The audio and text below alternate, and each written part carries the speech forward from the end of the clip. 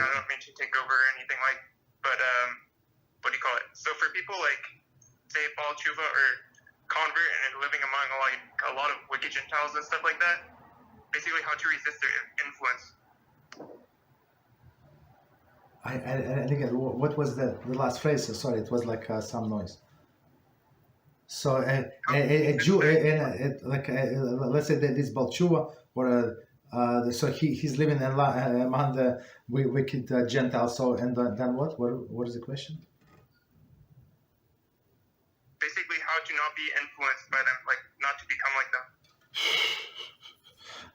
That's what Rambam said. It's in Halachos Dios. We actually start posting online, but it's we're in chapter 1, I think, but it's closer to the end. So Rambam said you're not allowed to live among these people. You're not allowed. You have to move out, because for sure they're going to influence you. All of this music, like garbage music, all of this, like they talk very loud. Women love. Even you just live in a neighborhood. Forget about all other things. Like you open the window, right?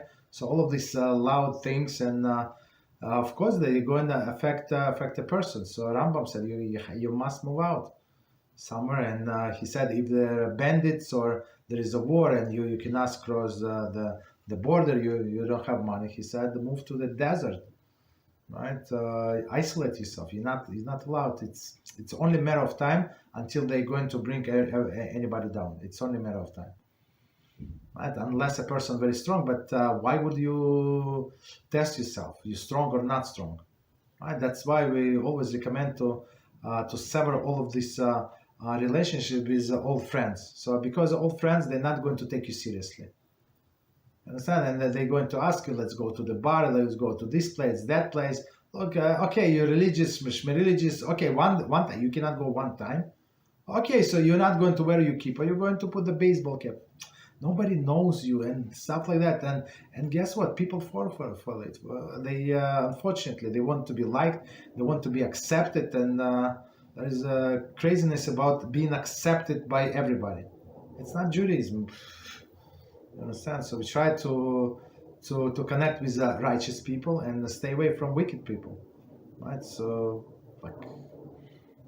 Not to talk to them. Of course, you have to be polite. You have neighbors. You have to say hello, good morning, good night, and whatever. Nice dog. So I want to tell you the story. What happened? One of our neighbors downstairs. So they asked me to do something in the house. Okay, so I was doing something in the house, whatever, helping them, whatever, right? And they were brought the furniture. And I said one word. I said nice furniture about the bedroom. I saw that like what is the head bed, right? This piece. And I say only maybe second time in my life I give somebody a compliment about furniture. I don't know, like to say something nice to the owner. So now this guy saw my wife on the stand and he said. Your husband fall in love with our furniture 2 years ago. Why don't you buy our bedroom set? It's like she you fall in love with. I say you normal, and then I remember the incident. You understand? That's the people we're dealing with. So like one time I wanted to say something nice, so now that's it. No more compliments. Just hello, goodbye, and that's it. Okay.